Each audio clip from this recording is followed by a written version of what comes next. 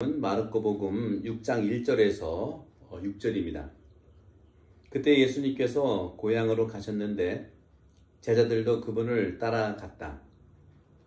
안식일이 되자 예수님께서는 회당에서 가르치기 시작하셨다. 많은 이가 듣고는 놀라서 이렇게 말하였다. 저 사람이 어디서 저 모든 것을 얻었을까? 저런 지혜를 어디서 받았을까? 그의 손에서 저런 기적들이 일어나다니 저 사람은 목수로서 마리아의 아들이며 야고보, 요세, 유다, 시몬과 형제간이 아닌가? 그의 누이들도 우리와 함께 여기 살고 있지 않는가? 그러면서 그들은 그분을 못마땅하게 여겼다. 그러자 예수님께서 그들에게 이르셨다. 예언자는 어디에서나 존경받지만 고향과 친척과 집안에서만은 존경받지 못한다. 그리하여 예수님께서는 그곳에서 몇몇 병자에게 손을 얹어서 병을 고쳐주시는 것 밖에는 아무런 기적도 일으키실 수 없었다. 그리고 그들이 믿지 않는다는 것에 놀라셨다. 예수님께서는 여러 마을을 두루 다니시며 가르치셨다.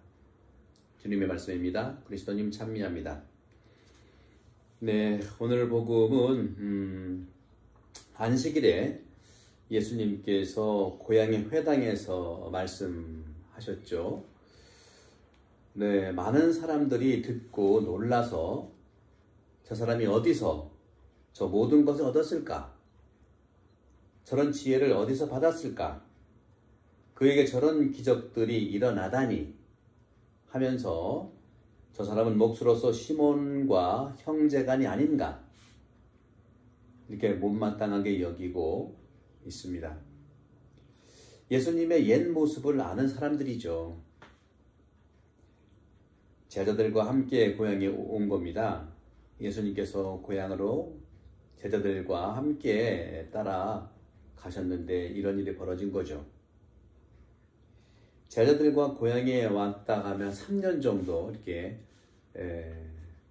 거의 30년을 예수님께서 준비하시고 3년 정도 제자들과 함께 복음을 전파하다가 고향으로 돌아오는데 3년 정도면 뭐 그렇게 오래된 시간은 아니지 않겠어요? 저도 여러 가지 로마에서도 5년 정도 있었고 신학교에서는 23년 있었는데 순식간에 물론 지나가 버렸습니다만은 그런데 목수였던 청년 예수가 회당에서 가르친다는 것에 못마땅하지 않았을까요? 목수 주제에 내가 알고 오늘 복음에 보게 되면 저 사람은 목수로서 마리아의 아들이고 다 이제 꿰뚫는 거예요. 누구 아들이다. 또 집안에 어떤 그 살림살이 숟가락이 몇 개나 있다 다 알고 있는 그런 사람들이죠. 그런데 그 지혜와 기적의 소문이 난 거예요. 사실인데 그렇습니다. 어떻게 보면 그 사실 때문에 이 고향 사람들은 미움과 또 시기와 또 혹시 질투가 난 것이 아닐까요? 그러면서 오늘 그렇습니다. 많은 이들이 듣고는 놀라서 이렇게 말하였다. 저 사람이 어디서 저 모든 것을 얻었을까? 그 사람들은요.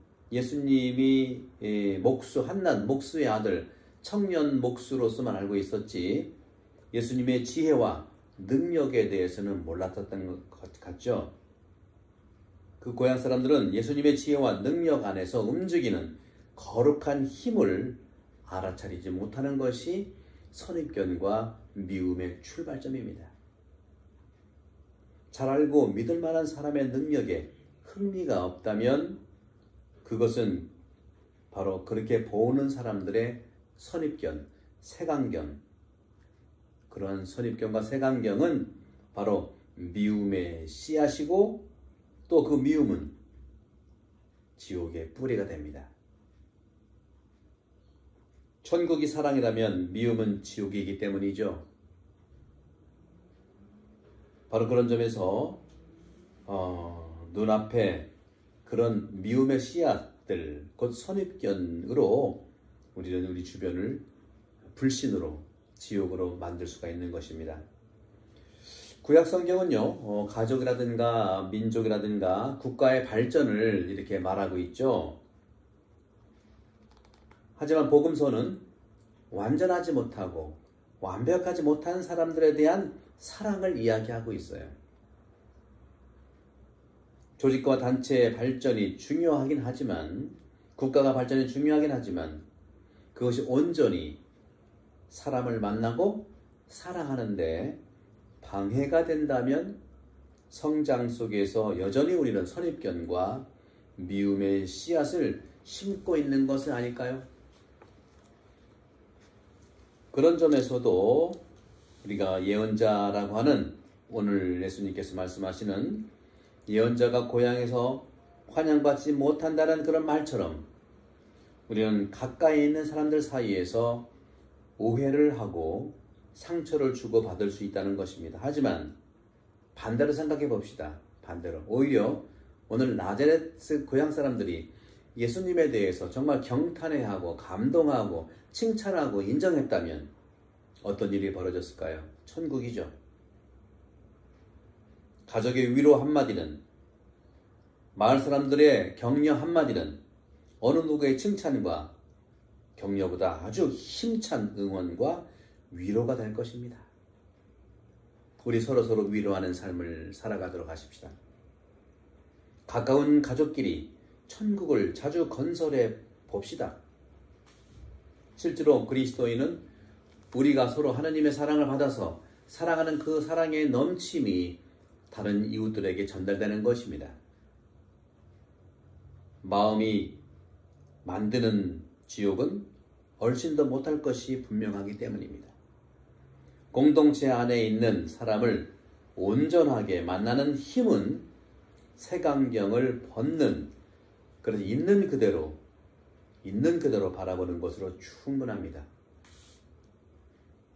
저 사람이 어디서 저 모든 것을 얻었을까 하는 이 말씀은 우리가 잘 아는 사람이 혹시 좋게 나쁘게 갑자기 유명하게 되었을 때 같은 경우를 우리는 만날 수 있죠.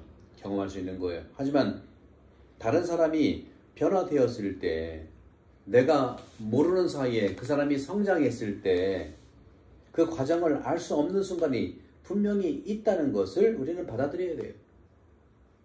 공간의 차이, 시간의 차이가 있지 않습니까? 그 시간에 무엇을 한지를 궁금하면 물어보고 배울 수 있으면 우리가 따라야 되지 않겠습니까? 내가 모른다고, 내가 확인하지 않았다고 불신해서는 안 되겠죠. 우리는 믿음이라고 하는 것은 보이는 것을 뛰어넘어서 안 보이는 걸 믿는 것을 믿음이라고 합니다. 하지만 이렇게 하니까 소위 이제 사업상으로 다가오는 사람들에 대해서는 안 보이는 것도 믿어주면 안 되죠. 그것은 사업이기 때문에 더 정확하게 그건 체크를 해야 되는 건 믿음의 문제가 아니에요. 체크의 문제. 사업이라든가 모르는 사람들이 서로 뭡니까? 동업입니까? 같이 비즈니스입니까? 이것은 안 믿는 게 아니라 체크를 통해서 더 신뢰를 갖기 위한 것이 되겠죠. 그런 점에서도 그 과정을 알 수 없는 순간이 분명히 있다는 것을 받아들이고, 그 순간이 바로 하느님께서 영감을 주시는 때입니다. 하느님께서, 하느님의 영이 지금도 내가 모르는 사이에 예수 그리스도를 창조의 영향으로 이끌어갔다는 그 시간이라고 믿어야 되고, 나도 누군가에 대해서 궁금했을 때는 하느님의 영감, 감도를 믿어야 되는 것입니다. 이것을 소위 하느님의 영감, 하느님의 영적 감도라고 하는 것입니다. 인스피레이션, 영감입니다. 이 영감은 은유적인 말인데 바로 영적인 감도, 이 영감은 우리의 삶이 변화되도록 외부로부터 하나님의 중재가 되는 어떤 선물입니다. 생각의 선물, 사고의 선물, 생각을 바꿔서 우리가 변할 수 있지 않겠어요? 이런 이미지로 성경은 인간을 성령의 감도로 창조했다고 기록하는 것입니다. 다시 말하면 몸은 땅의 먼지로 만들어졌지만 하나님께서는 그 인간 몸에 숨을 불어넣어서 영혼을 우리에게 새겨주신 것입니다. 성령의 감도가 바로 창세기 2장 7절에 나오는 그 인간 창조와 관련되는 것이죠. 예술 작품도 이 같은 경험을 말합니다. 작가가 당신의 혼을 불어넣지 않습니까? 혼, 숨을 다해서. 창조되어서 살아있는 모든 생명은 지속적으로 성장한다는 것이 우리 그리스도인의 믿음입니다. 내가 그 성장의 과정을 모른다고, 안 봤다고, 안 믿는다는 것은 너무 안타까운 일이죠. 결국은 하나님은 노동을 하도록 힘을 주셨고 선을 이루도록 아름다운 생각과 이념들을 전달하시고 선물로 계속 주시는 것이죠. 사람들이 많은 것들을 이루도록 인도하셨듯이 성인들에게 청혼할 때 바로 모든 것에서 독특하고 유일하게 우리에게 대답을 해주시는 것입니다. 다시 말하면 이 모든 변화의 선물은 하나님의 은총을 위해서 존재하는 것입니다. 지금도 하나님께서는 나에게 후 하고 숨을 불어넣으십니다.